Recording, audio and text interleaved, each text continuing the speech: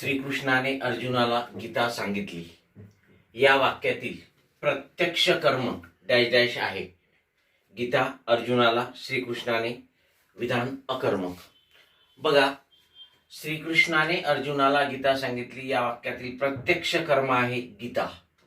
गीता हे प्रत्यक्ष कर्म आहे, अर्जुनाला हे अप्रत्यक्ष कर्म आहे आणि श्रीकृष्णाने हा कर्ता आहे आणि सांगितली हे अर्थातच द्विकर्मक क्रियापद आहे.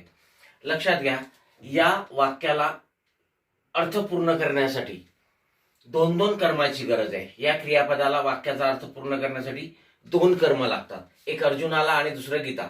बघा, गीता जर काढून टाकलं तर श्रीकृष्णाने अर्जुनाला सांगितली, विधान पूर्ण राहते. अर्जुनाला काढून टाकलं तर श्रीकृष्णाने गीता सांगितली, कुणाला सांगितली, बरोबर आहे. आणि म्हणून हे दोन्ही कर्म आहेत.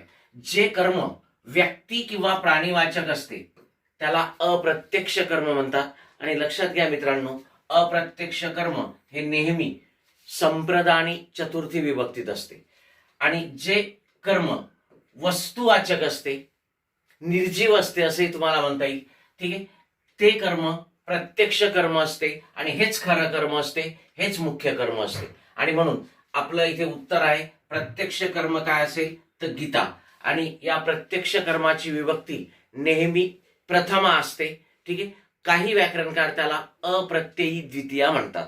ओके, मग आपलं उत्तर आहे गीता, ठीक आहे, प्रत्यक्ष कर्म.